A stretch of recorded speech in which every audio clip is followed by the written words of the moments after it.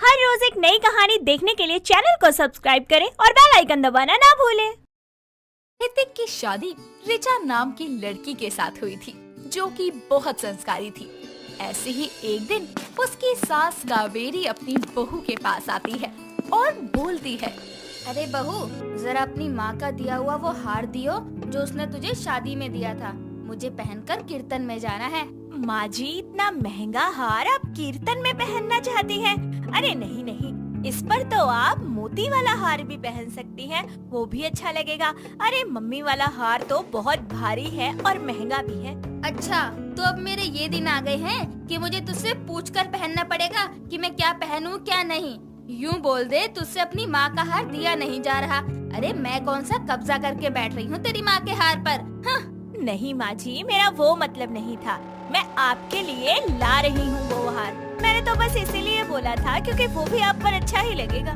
ज्यादा अपनी जुबान मत चला मेरे आगे ये कैंची की तरह। चुपचाप जा और वो हार निकाल कर लेकर आ। जी माँ जी, अभी। रिचा अपनी सास की बात सुनकर उसे हार लाकर दे देती है और कावेरी उसे पहनकर बोलती है, अरे वाह, ये हार तो बहुत खूबसूरत लग रहा है मुझ पर। चल ठीक है बहू, मेरे लिए खाना मत बनाइयो, मैं वहीं जाकर कुछ खा लूंगी, तू अपना देख लियो।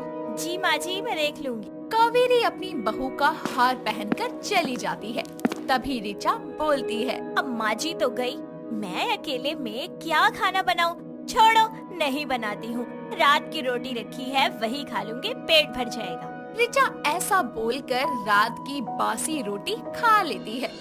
कुछ घंटों बाद उसकी सास वापस आती है और कहती है, अरे राम रे, मर गई। ये विमला कमला भी ना इतना नचाती है कि पूछो मत। अरे बहू रिचा, अरे कहाँ मर गई? आवाज भी दे दे, सास आ गई है। पानी पिला दे या चिल्लाकर दोबारा बोलूं? बस माँ जी आ गई, 2 मिनट, एक काम कर रही थी। अरे राम, पता नहीं कब आएगी, जब पानी मांगते मांगते मैं बेहोश हो जाऊंगी। अरे ओ करम जली, आजा। ये लीजिए माँ जी पानी। सॉरी, वो पल्लू अटक गया था कील में। अच्छा, तेरे ये ना आने के बहाने। वाह, पल्लू अटक गया था इसलिए तुझे देर हो गई। अरे यूँ बोल देती कि माँ जी मैं गिर गई थी सीढ़ियों से, पैर फिसल गया इसलिए लेट हो गई। या यूँ बोल देती कि माँ जी घर में पानी खत्म हो गया था, कुएं से लेने गई थी। सॉरी माँ जी, अगली बार टाइम से आऊंगी। अब पकड़िए ग्लास कि मैं रखने जाऊँ इसे रसोई में। नहीं माँ जी, मैं रखने जाती हूँ। रिचा रखने जा ही रही थी कि तभी उसकी नजर सास के खाली गले पर जाती है और वो बोलती है, माँ जी आपका गला खाली क्यों है? आप तो मम्मी वाला हार पहन के गई थी ना, कहाँ गया? अरे वो हार, अरे वो तो नाचते नाचते टूट गया तो मैं वहीं छोड़ आई। अरे तू क्या करती वैसे भी उस टूटे हुए हार का? माँ जी, वो हार मेरी माँ ने मुझे दिया था, आप ऐसे कैसे कहीं छोड़ कर आ सकती है? माँ ने मुझे इतने प्यार से दिया था वो हार। अरे तो इतना मर क्यों रही है? तुझे कोई शहंशाह आकर तो देने ही गया था, तेरी माँ ने दिया था, दोबारा दे देगी। और कौन सा सोने का था? चांदी के हार पर सोने का पानी चढ़ा था। चांदी इतनी भी महंगी नहीं है जो तेरी माँ दोबारा बनवा कर नहीं दे सकती। बंद कर ले अब अपने ये मगरमच्छ के आंसू। चल जा यहाँ से और जाकर काम कर घर के। जी माँ जी, माँ जी को पता नहीं क्या दुश्मनी है मुझसे। मैं उनका इतना आदर सत्कार करती हूँ, फिर भी वो मुझसे खड़ूसों की तरह ही बात करती है, हमेशा मुझ पर गुस्सा करती है। लेकिन मुझे उनकी बातों का बुरा भी नहीं लगता। बुरा तो तब लगा जब वो मेरी माँ का हार ऐसे कहीं पर छोड़ आए। वो मेरे लिए कितना अनमोल था। मम्मी पापा ने कैसे दिन रात एक करके मेरी शादी के लिए सामान इकट्ठा किया था। मेरे लिए तो वो चांदी का हार भी सोने का ही था। पता नहीं माँ जी ने क्यों खो दिया, मुझे वो लाना ही होगा वहाँ से। रिचा वहाँ जाती है जहाँ उसकी सास कावेरी गई थी। वहाँ जाकर वो अपनी माँ का हार ले आती है और उठाकर अपनी पास रख लेती है। ऐसे ही अगले दिन वो अपने पति के साथ अपने कमरे में थी और दोनों एक दूसरे की बाहों में बाहें डालकर एक दूसरे से बोलते हैं, क्या हुआ मेरी जान, ऐसे उदास क्यों हो? कुछ नहीं, ऐसे ही थोड़ा घर के काम को लेकर। नहीं, घर के काम की वजह से चेहरे पर इतनी मायूसी तो नहीं हो सकती, बात कुछ और है। कुछ नहीं हितिक, वो बस मम्मी का हार नहीं मिल रहा था तो थोड़ा परेशान हो गई थी। अब मिला या नहीं? जी मिल गया मुझे। लो, तब भी टेंशन, अभी तुम्हारी टेंशन गायब करता हूँ। ये बोलकर हितिक रिचा को फोरहेड पर किस करता है और उसे गले लगा लेता है, जिसके बाद वो उसे किस करता ही है कि कावेरी की आवाज आती है। अरे ओ नास बेटी, कहाँ रह गई? अरे चाय के अगले जन्म में देगी मुझे। हितिक मुझे जाना होगा, माँ जी बुला रही हैं। ये माँ भी ना गलत टाइम पर आवाज देती हैं। अच्छा आराम से जाना, ये नहीं कि जल्दी जल्दी चली जाओ। ठीक है हितिक, मैंने आपके कपड़े निकाल दिए हैं, आप वही पहन कर आ जाना। ठीक है, माँ भी ना हिटलर हो गई है पहले से भी ज्यादा। ऋचा जल्दी से अपनी सास के पास जाती है और उसे चाय बनाकर पिला देती है। अरे इसके साथ मुझे कुछ देगी नहीं क्या खाने को? सूखी चाय पीऊं? यूं नहीं इसके साथ समोसे बना दूं? एक काम नहीं होता, इससे पता नहीं माँ बाप ने क्या सिखा कर भेजा है। अब मेरे सर पर खड़े खड़े नाचेगी क्या? जा जाकर समोसे बना। जी माँ जी, मैं बस अभी लाई। ऋचा रसोई में जाकर समोसे बनाने की तैयारियां करती है। इतने में ही उसके सामने कोई समोसे की प्लेट भरकर ले आता है और वो कोई और नहीं हितिक ही था, जिसके बाद उसे देखकर ऋचा बोलती है, समोसे? हितिक आप समोसे क्यों लाए? मैं तो समोसे बना रही थी। माँ की चाय ठंडी हुई तो वो गर्म होकर तुम्हें सुनाने लग जाएंगी। इससे अच्छा है कि तुम उनके गर्म होने से पहले ये गर्मा गर्म समोसे जाकर उन्हें खिला दो। कुछ नहीं बोलेंगी, जाओ जल्दी। आई लव यू हितिक, मैं अभी माँ जी को देकर आती हूँ। I love you too Richa. Richa जाकर कावेरी को समोसे खिला देती है। कुछ देर बाद ऋचा को घर के काम करने के बाद जरा सा टाइम मिलता है तो ऋचा बोलती है, बाप रे कितनी गर्मी हो रही है। सारे कपड़े धो धो कर मैं तो थक गई, पर शुक्र है कि टाइम पर धुल गए। अब लेट जाती हूँ एसी चलाकर 10-15 मिनट। ऋचा एसी ऑन करके कुछ देर लेट जाती है, लेकिन तभी कावेरी वहाँ आकर बोलती है, ओ करमजली, ये एसी का बिल तू भरेगी या पड़ोसी आकर भरेंगे जो चलाकर लेटी पड़ी है? चल बंद कर इसे। माँ जी मैंने अभी आकर चलाया है, 2 मिनट भी नहीं हुए। बहुत गर्मी लग रही थी इसलिए चला दिया। अच्छा अपने ये बहाने अपने पास रख और बंद कर इस एसी को। कोई जरूरत नहीं है चलाने की, चुपचाप से पंखा चला ले, समझी? जी माँ जी। कुछ देर बाद कावेरी खाने में नुक्स निकालने लगती है और ऋचा को फिर से सुनाती है। कावेरी का खड़ूसपन बढ़ता ही जाता है। वो अपनी बहू की तकलीफों को जरा नहीं समझती थी। ऐसे ही एक दिन जब कावेरी नहीं थी तो ऋचा का भाई मकर संक्रांत पर पैसे और मिठाइयाँ लेकर आता है और उसे देकर चला जाता है। जिसके बाद जब कावेरी घर आती है तो ऋचा उसे बोलती है, माँ जी वो मायके से मेरा भाई आया था तो सकरात का सामान देकर गया है। वाह, तेरा भाई बिना मिले ही चला गया? अरे रुक नहीं सकता था क्या जरा सा भी? अरे हाँ, कहीं पैसे देने पड़ जाते इसलिए नहीं रुका, चला गया होगा। गरीब घर में तो बेटे की शादी करनी ही नहीं चाहिए थी मुझे। नहीं माँ जी, आप गलत समझ रही हैं। भाई तो शगुन देकर गए हैं। 4 तरह की मिठाइयाँ, आपके, मेरे और हितिक के कपड़े भी देकर गए हैं। अच्छा ला दिखा सब और पैसे इधर दे। जी माँ जी ये लीजिए। और माँ जी आपको एक चीज दिखाऊं? मैंने माँ से एक साड़ी मांगी थी, लेकिन उस वक्त पैसे ना होने की वजह से वो मुझे दे नहीं पाई थी। लेकिन देखो आज उन्होंने वो साड़ी भिजवा दी। देखिए सुंदर है ना? बड़ी अच्छी है। ये तो मैं तेरी ननद को दे दूंगी। रिया बहुत खुश होएगी ये साड़ी देखकर। पर माँ जी ये तो मेरी माँ ने मुझे दी है इतने प्यार से, आप कैसे किसी और को दे सकती है? अच्छा अपनी ननद को एक साड़ी नहीं दे सकती जो तेरे घर से आई है? माँ ने कितने प्यार और मेहनत से ये मुझे दी थी, पर कोई बात नहीं, दे देती हूँ। कोई बात नहीं माँ जी, आप ये साड़ी ले लीजिए और दीदी को भिजवा देना। कावेरी अपनी बेटी रिया को फोन करके ऋचा के घर से आया सारा सामान और शगुन अपनी बेटी को भिजवा देती है। अगले दिन रिया का कॉल आता है और वो रोते हुए कावेरी को बोलती है, माँ, मेरी सास ने आपका दिया हुआ सारा सामान छीन लिया और मेरी ननद को भेज दिया। आपने मुझे इतनी सुंदर और महंगी साड़ी दी थी, वो भी छीन ली। माँ अब मैं क्या करूँगी? आय हाय, तेरी सास तो बड़ी लालची और खड़ूस है जो मेरी बेटी का सामान खाकर बैठ गई। कैसे गरीब घर में मैंने अपनी बेटी की शादी कर दी। अपनी सास को बोल, इतना ही है तो अपने राजा बेटे से क्यों नहीं मांग लेती जो तेरे मायकी का खा रही है। खैर कोई बात नहीं, मैं तुझे दोबारा सामान भिजवा दूंगी। तू छुपाकर अपने कमरे में रख लियो अब की बार।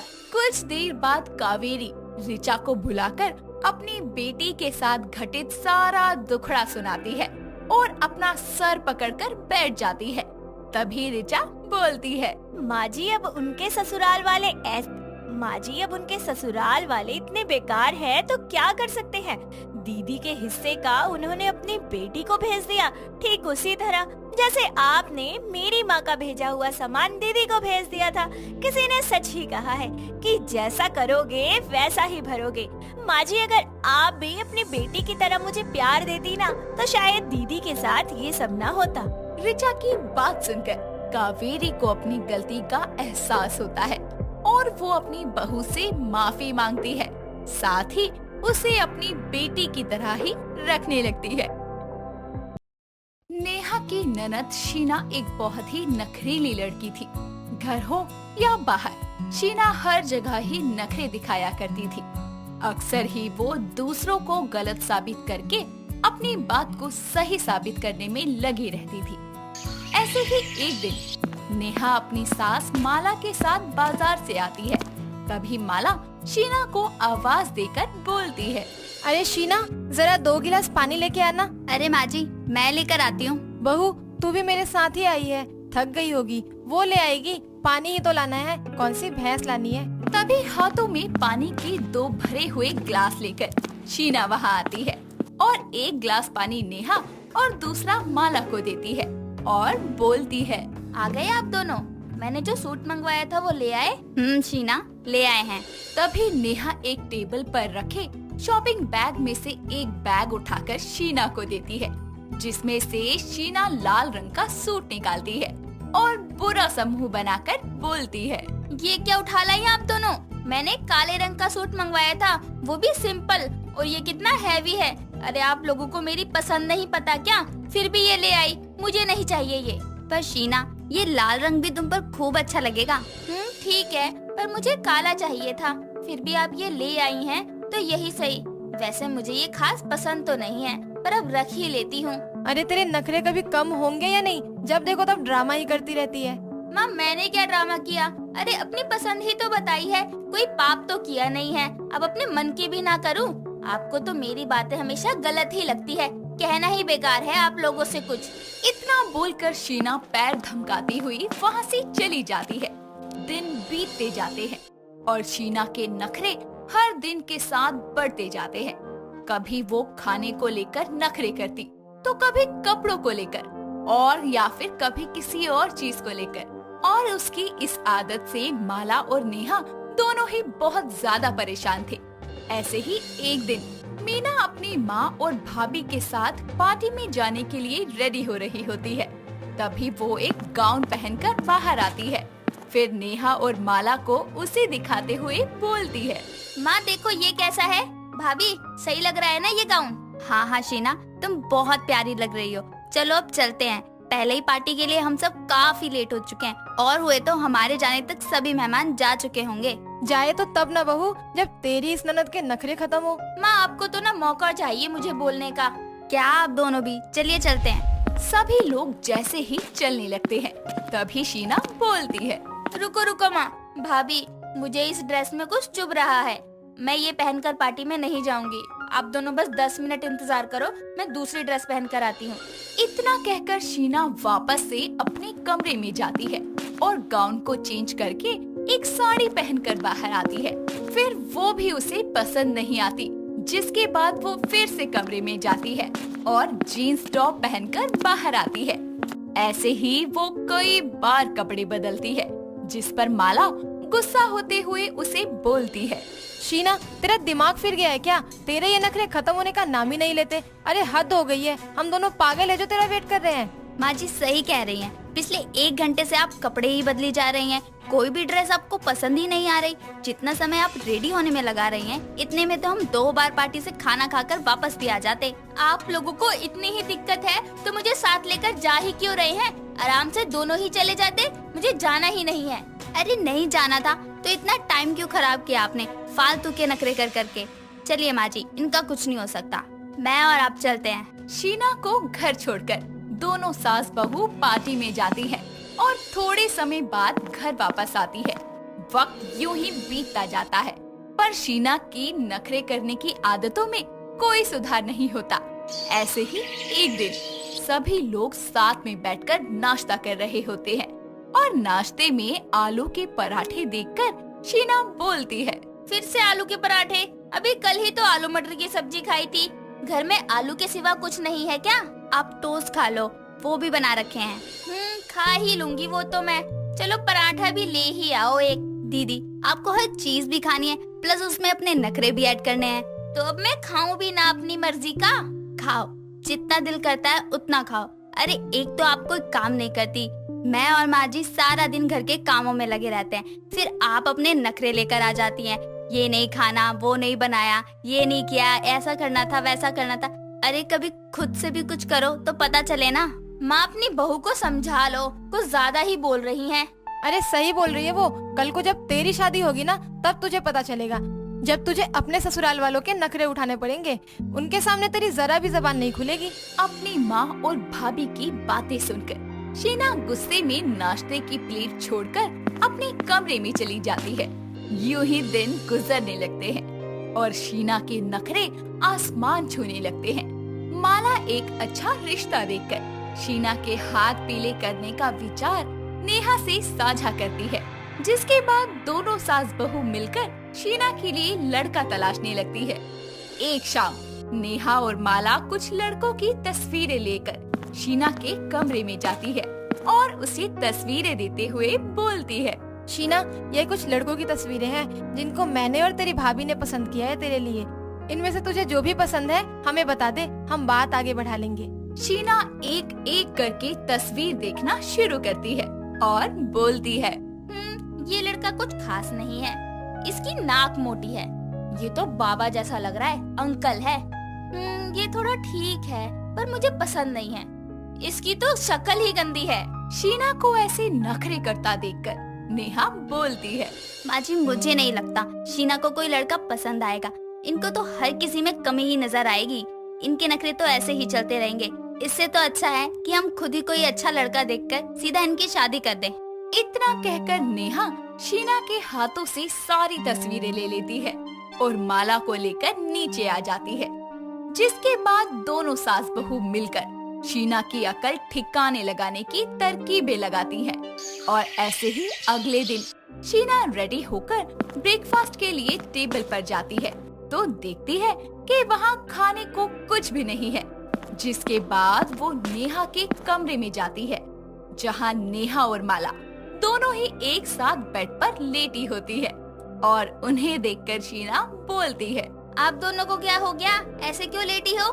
बेटा, मेरी और तेरी भाभी की तबीयत एक साथ खराब हो गई है। दोनों को ही बुखार है रात से, इसलिए आज तू नाश्ता बना ले और हमारे लिए भी कुछ हल्का सा बना दे। ठीक है, आराम करो आप दोनों, मैं आती हूँ। शीना रसोई में जाती है और नाश्ता बनाना शुरू कर देती है और साथ ही नेहा और माला के लिए पोहा बनाकर उन्हें देती है और फिर दोनों सास बहू आराम करने लगती है।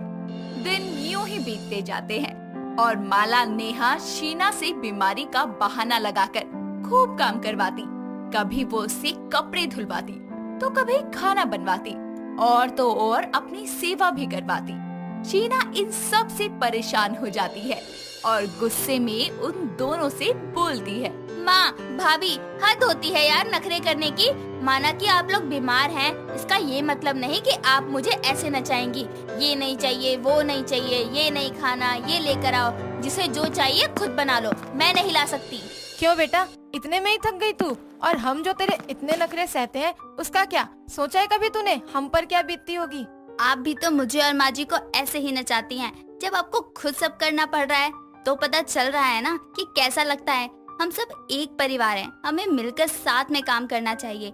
तुम्हारे नखरे हम दोनों पर कितने भारी पड़ते होंगे, मुझे उम्मीद है आज आपको ये बात समझ आ गई होगी। अपनी माँ और भाभी की बात सुनकर शीना को अपनी गलतियों का एहसास होता है, जिसके बाद वो माला और नेहा से माफी मांगती है और अपनी नखरे करने की आदत को हमेशा के लिए अलविदा कहती है। सुमन एक पढ़ी लिखी और समझदार लड़की थी, लेकिन उसे हमेशा से ही लड़कों की तरह रहना पसंद था।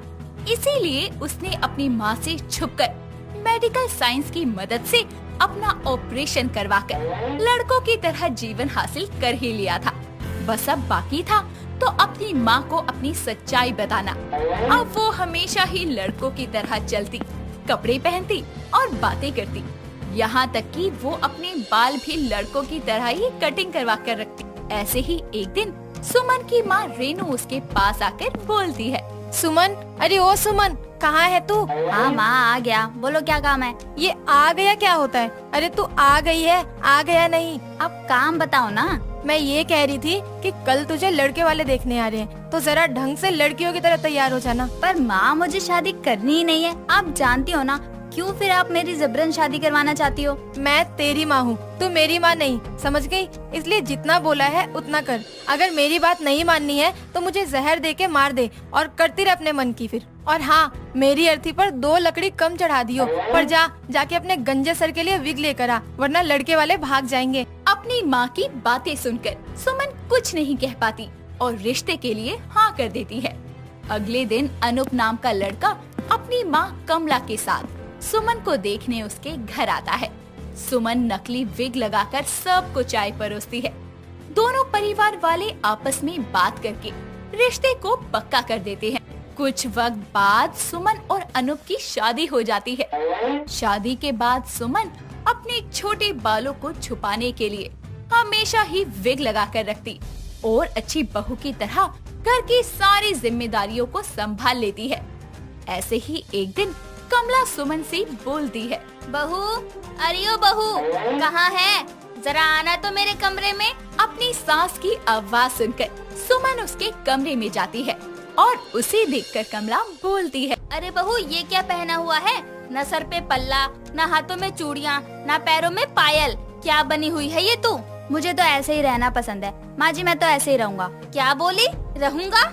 मतलब वो माँ जी, मुझे आदत नहीं है भारी भारी साड़ियाँ पहनकर काम करने की, इसलिए मैं ऐसे ही काम करती हूँ। नहीं नहीं सुमन, तू इस घर की बहू है, ऐसे लड़कों की तरह रहना और पहनना तुझे शोभा नहीं देता।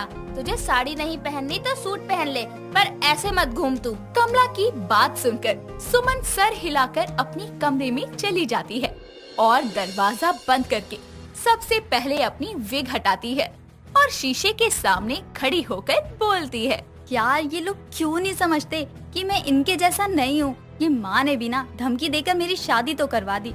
अब मैं अपने पति यानी उस उल्लू अनूप को क्या बताऊँ कि उसने एक आदमी से शादी की है।